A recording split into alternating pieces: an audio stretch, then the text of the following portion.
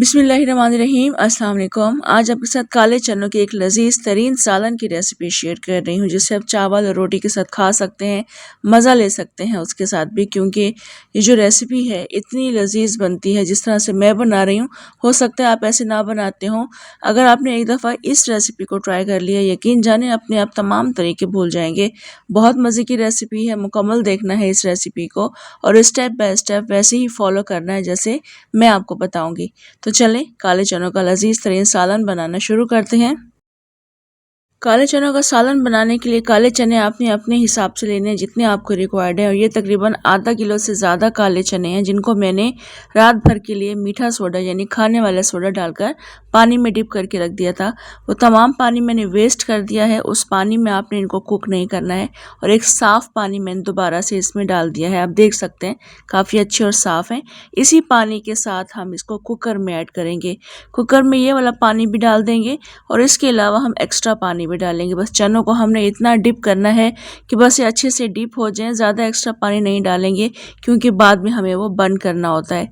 साथ ही हम इसके प्याज भी डाल देंगे चनों के हिसाब से। मैंने 3 दरमियाने साइज़ की प्याज लेकर बारीक काट कर डाल दिया है।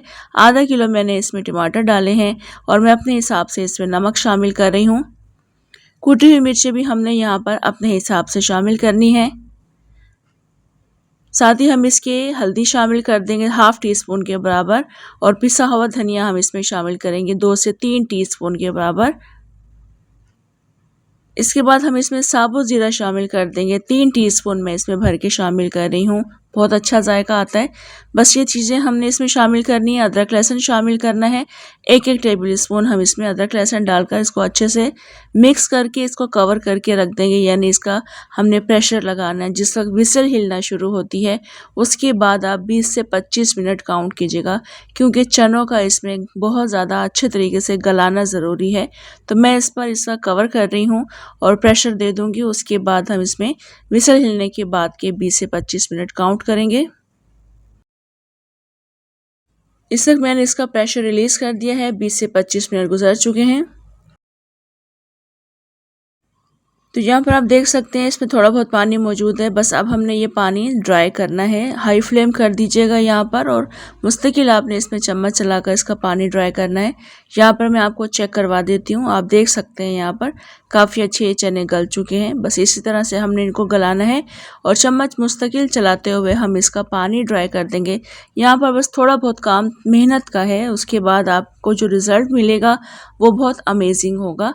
तो ये चने इसका गल चुके हैं। पानी हम आधा इसका ड्राई कर लेंगे और जिस तक आधा पानी इसका रह जाएगा, यानी थोड़ा बहुत पानी इसमें मौजूद रहना चाहिए, उसके बाद हम इसमें दही शामिल कर देंगे। तो यहाँ पर आप देख सकते हैं तकरीबन मैंने इसका पानी ड्राई कर लिया। थोड़ा बहुत पानी इसमें मौजूद है। बस अब हम इसमें दही शामिल करेंगे। चनों के हिसाब से आपने इसमें दही इस्तेमाल करनी है। दही थोड़ा सा खट्टा होना चाहिए, मीठा दही आप इसमें इस्तेमाल नहीं करेंगे। तो मैंने इसमें तकरीबन 1 कप के बराबर दही शामिल कर दिया है। अच्छे से इसको मिक्स करेंगे। दही का जो भी पानी है वो सब हमने अच्छे तरीके से ड्राई करना है। यहाँ पर हमने ऑयल उस वक्त ऐड करना है जिस वक्त इसका तमाम पानी ड्राई हो जाएगा। ऑयल हम पहले हरगिज़ ऐड नहीं करते हैं। तो यहाँ पर देखें पानी मैंने ड्राई कर लिया है तमाम। अब हम इसमें ऑयल ऐड करेंगे और ख़याल रखिएगा चनों में आपने ऑयल थोड़ा सा ज़्यादा यूज़ करना है, क्योंकि जो भी ऑयल हम ऐड करते हैं इसको भूनते हैं तो ये ऑयल एवेपोरेट हो जाता है, नज़र नहीं आता है। तो थोड़ा सा हम इसमें ज़्यादा ऑयल का इस्तेमाल करेंगे। मैंने 1 कप और 1 कप से थोड़ा सा ज़्यादा तेल डाल दिया है। इसको अब हमने तेल डालने के बाद काफ़ी अच्छा भूनना है। ये स्टेप करना भी आपका बेहद ज़रूरी है। बस यहाँ पर भी आपको थोड़ी सी मेहनत करनी पड़ेगी। हाई फ्लेम करके मुस्तकिल चम्मच चलाकर आपने इसको इतना भूनना है कि नीचे से लगना शुरू हो जाए। यानी जब ये थोड़ा सा लगना शुरू हो जाता है तो उस वक्त भी आपने चम्मच नहीं रोकना है। अच्छा खासा आपने इसको नीचे मतलब जलाना है। जब मसाला नीचे से लगना शुरू हो जाता है, मैं आपको करीब से दिखाती हूँ, जब इस तरह की कंडीशन रह जाएगी, ऑयल इसमें नज़र बिल्कुल भी नहीं आ रहा है, तो बस उस वक्त हमारी जो भुनाई है वो कंप्लीट हो जाती है। उसके बाद हम अपनी मर्ज़ी से पानी शामिल कर सकते हैं इसमें। तो जितना रिक्वायर्ड है पानी आपने इसमें शामिल करना है।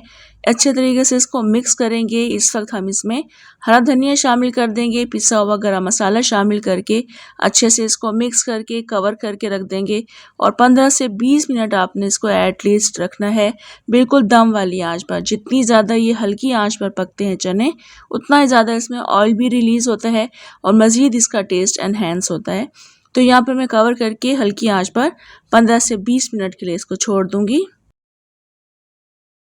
इस वक्त मैंने फ्लेम ऑफ कर दिया क्योंकि 20 से 25 मिनट गुजर चुके थे और आप देख सकते हैं यहाँ पर काफ़ी ज़्यादा इसके ऊपर ऑयल आ चुका है। काफ़ी अच्छी इसकी शक्ल जिस तरह से नज़र आ रही है, यकीन जाने टेस्ट उससे भी ज़्यादा मज़ेदार है। तो बस अभी हम इसको डिश आउट करते हैं। इन चनों के सालन को आप चावलों के साथ खा सकते हैं, चावलों के साथ भी बेइंतहा लजीज लगते हैं, रोटी के साथ भी खा सकते हैं और नान के साथ भी ये बेइंतहा लजीज लगते हैं। तो आपने सेम रेसिपी से ज़रूर ट्राई करना है। जो जो स्टेप्स मैंने आपको बताए हैं वैसे आपने इसको बनाना है। आपके चने के सालन भी बहुत ज़्यादा लजीज बनेगा। तो ट्राई कीजिएगा। कमेंट, लाइक, शेयर के अलावा सब्सक्राइब ज़रूर कर लीजिएगा। इजाज़त दें मुझे, इंशाल्लाह दोबारा आऊँगी एक और अच्छी सी रेसिपी के साथ। अल्लाह हाफ़िज़।